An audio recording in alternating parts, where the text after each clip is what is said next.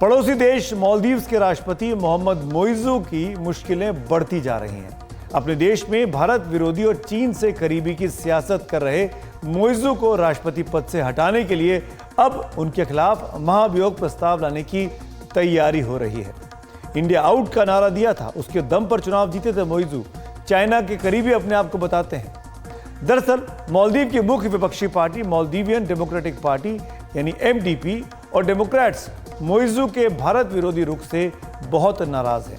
यही वजह है कि जब राष्ट्रपति मोइज़ू की कैबिनेट के मंत्रियों को संसद से मंजूरी दिलाने की कार्रवाई चल रही थी तो सत्तारूढ़ गठबंधन को विपक्षी दलों के भारी विरोध का सामना करना पड़ा।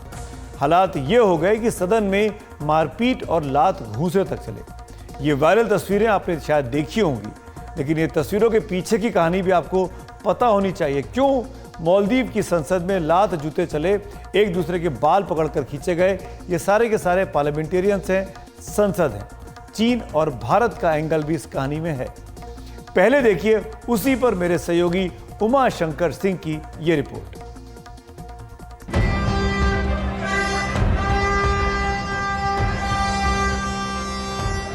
कोई स्पीकर के कान के पास बाजा बजा रहा है तो कोई किसी को जमीन पर गिराकर उसके बाल खींच रहा है।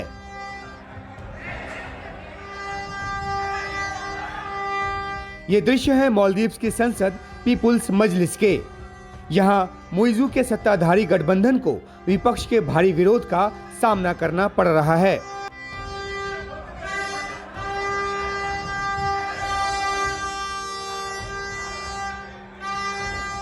मोइज़ू ने 22 सदस्यीय कैबिनेट का गठन किया, जिस पर संसद की मुहर लगनी थी।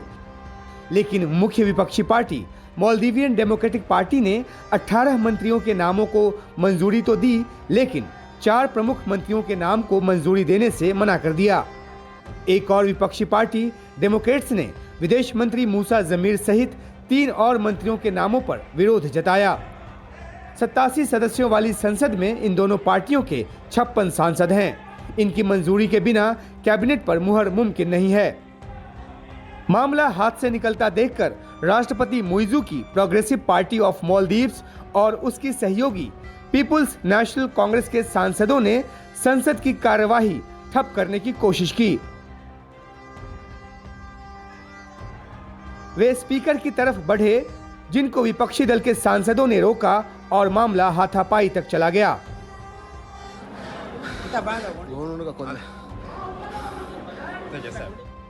ये सब इसलिए हो रहा है क्योंकि राष्ट्रपति मोहम्मद मोइज़ू भारत विरोधी नीति पर चल रहे हैं। सत्ता में आते ही उन्होंने मालदीव से भारतीय सेना के उस दल की वापसी का फरमान सुना दिया जो वहां राहत, बचाव और प्रशिक्षण के कामों के लिए तैनात है। इससे वहां राहत और बचाव कार्य में मुश्किल आनी शुरू हो गई है। मोइज़ू ने भारत के साथ हाइड्रोग्राफी समझौते का भी नवीनीकरण नहीं किया है। विपक्षी दलों को ये नागवार गुजर रहा है। उनका कहना है कि विकास में साझीदार रहे एक बहुत ही अहम देश को मालदीव से दूर करने की ये नीति सही नहीं है और इससे मालदीव्स को नुकसान होगा। मोइज़ू ने खुले तौर पर चीन समर्थक नीति अपनाई है। राष्ट्रपति बनने के बाद पहला दौरा भारत का न करके वे चीन गए। 22 समझौते किए और चीनी पोत को माले आने की इजाजत भी दी गई है। इन सब बातों को लेकर वे घर में ही घिर गए हैं। विपक्ष को मोइज़ू की चीन से नजदीकी पसंद नहीं आ रही। राष्ट्रपति बनने से पहले मोइज़ू माले के मेयर थे। उनके बाद मेयर सीट खाली हुई, लेकिन उस पर हुए चुनाव में उनकी पार्टी का उम्मीदवार बुरी तरह हार गया। इसे भी मोइज़ू की भारत विरोधी नीति का नतीजा माना गया। पीएम मोदी के लक्षद्वीप दौरे के बाद मोइज़ू के मंत्रियों ने जिस तरह से आपत्तिजनक पोस्ट्स लिखे, उसे लेकर भी मोइज़ू का भारी विरोध हो चुका है। उन्हें 3 मंत्रियों को निलंबित करना पड़ा। पूर्व राष्ट्रपति मोहम्मद नशीद और इब्राहिम मोहम्मद सालिह से लेकर संयुक्त राष्ट्र महासभा के अध्यक्ष रह चुके मालदीव्स के नेता अब्दुल्ला शाहिद तक राष्ट्रपति मोइज़ू की नीतियों की कड़ी आलोचना कर चुके हैं। चीन के कर्ज की वजह से श्रीलंका की जो हालत हुई, उसकी याद दिलाते हुए पूर्व उपराष्ट्रपति अहमद अदीब राष्ट्रपति मोइज़ू को नसीहत दे चुके हैं। नई दिल्ली में उमा शंकर सिंह, NDTV इंडिया। इस बीच मालदीव की मुख्य विपक्षी पार्टी मालदीवियन डेमोक्रेटिक पार्टी यानी एमडीपी ने मोइजू के खिलाफ महाभियोग लाने की दिशा में एक कदम आगे बढ़ा दिया है। सहयोगी डेमोक्रेट्स के साथ मिलकर एमडीपी ने इतने सांसदों के हस्ताक्षर जुटा लिए हैं जिससे संसद में महाभियोग प्रस्ताव लाया जा सकता है। मालदीव के संविधान के मुताबिक महाभियोग प्रस्ताव को संसद में पेश करने के लिए 1/3 सांसदों की जरूरत होती है। एमडीपी और डेमोक्रेट्स ने मिलकर 34 सांसदों के हस्ताक्षर जुटाए हैं। मालदीव की संसद, जिसे मजलिस कहा जाता है, उसमें मोइजू की पार्टी पीपीएम और सहयोगी पीएनसी अल्पमत में है, जबकि मालदीवियन डेमोक्रेटिक पार्टी बहुमत में है। मजलिस में कुल 87 सदस्य हैं।